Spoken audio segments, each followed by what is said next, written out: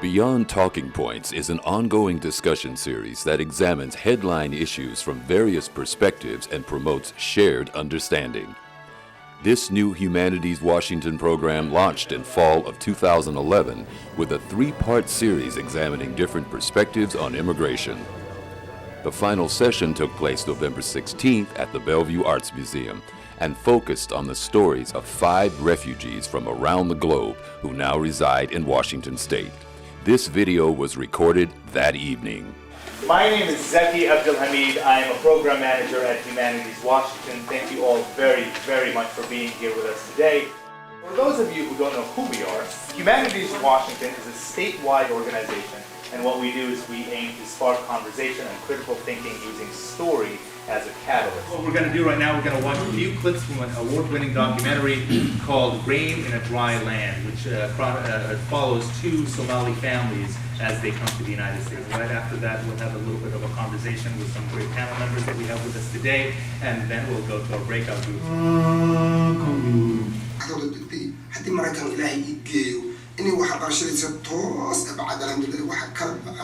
أنا أقول إنه إلهي وحي كان يقولي وحي كلام إني هذا واحد قبض الكرة وأمرين يعني. استبرك هذا إيد أو حجينا مريكا محل فوني هاي مدو. ودي أنا ليش أنا بدي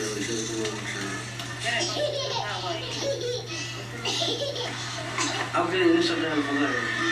Aku ini saya kemarin kurang. Aku kayak di Burma ini, berarti saya kini gay. Aku kasar dia, di bisa lemah. Saya kemarin kalau ay.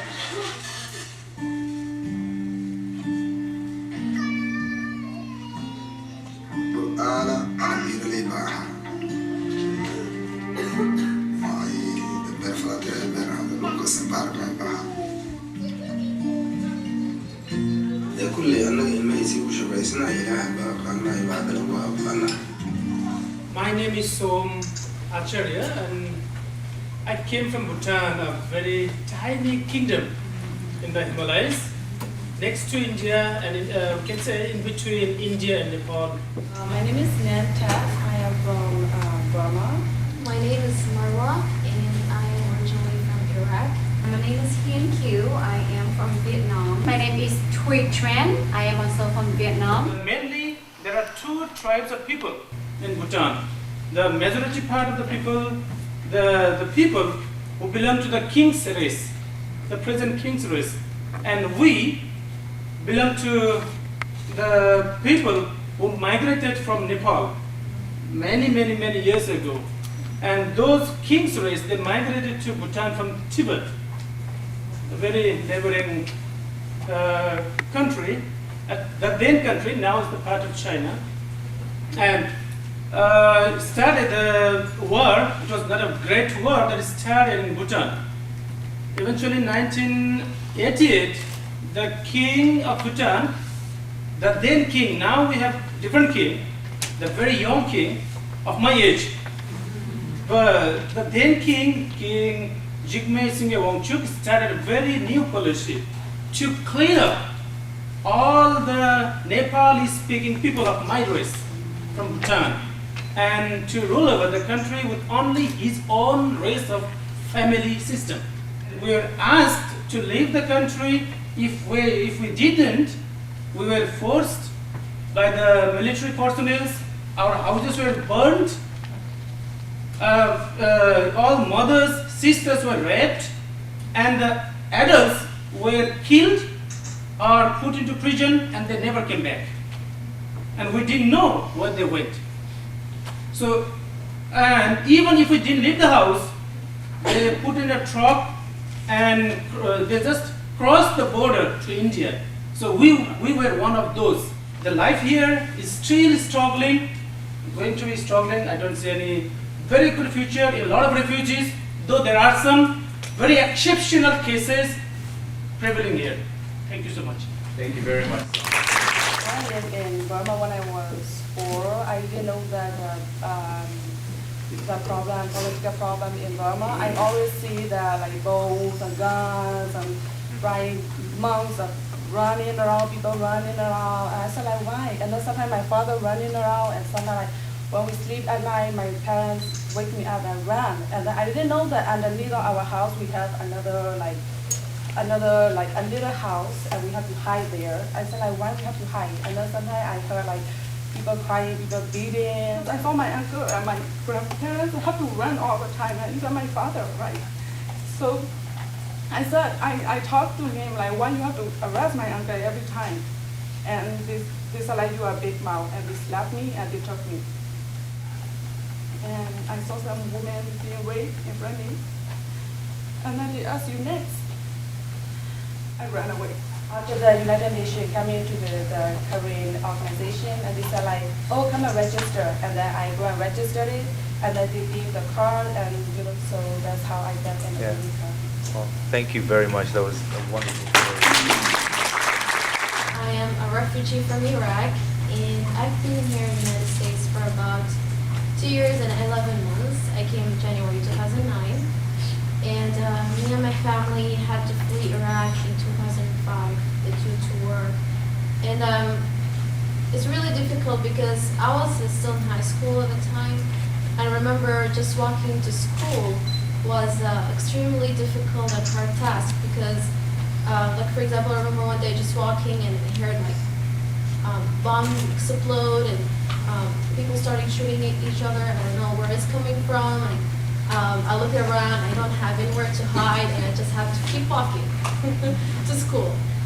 So like many things happen, and eventually we've been forced to leave our home. So within 24 hours, we lost our house, my dad lost his job, and we ended up a refugee in Syria. As a refugee, you don't have a choice. You've been forced to leave your country, and when you go through the United Nations resettlement, you don't even choose the country you are going to. So at the time when we applied, they told us your file might be accepted to United States, Australia, Canada, or at the time Sweden. So we didn't know which country is going to accept our file. Eventually we were admitted to United States, and at the time even we didn't know which actually state we're going to be in.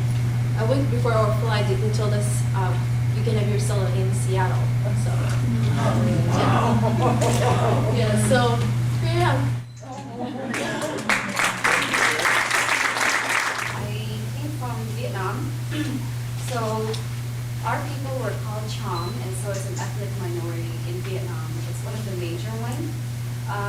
So my story actually goes back to like 1990, 1991. Our family back home, we faced a lot of suppression.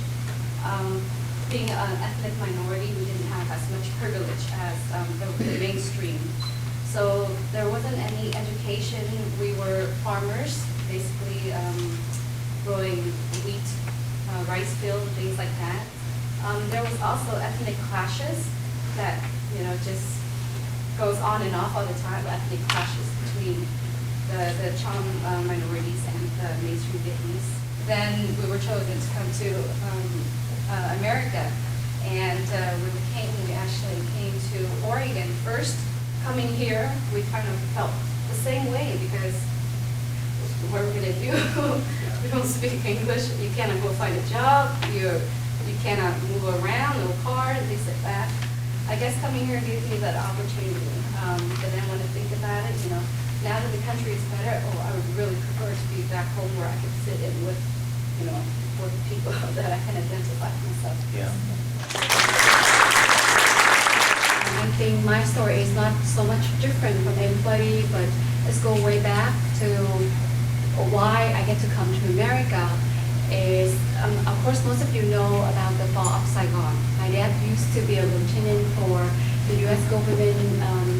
They used to, with the Vietnam War, so the U.S. government actually was stationed in Saigon. After the fall of Saigon, of course, the Vietnamese Communist Party really penalized those who actually work in helping the American. So he actually, he was put in they call a re-education camp that actually is prison. So he actually put in prison for a total of 10 years. So my dad always thinking that I need to get out. I need to really give my daughters, by the way, I'm the oldest, I have 2 younger sisters. I really want to give my 3 daughters a better life.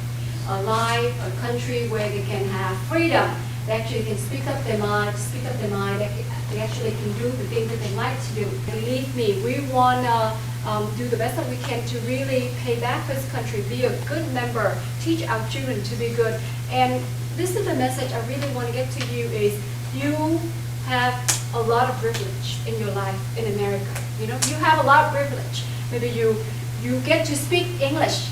You don't feel shameful when, like I still speak with an accent, but it's okay. I'm proud of myself. I'm Vietnamese, and I learned so much, and I worked so hard to get where I am today, and I'm really proud of it. I think I talk too much. But I bet a lot of people are proud of you as well. Thank you very much.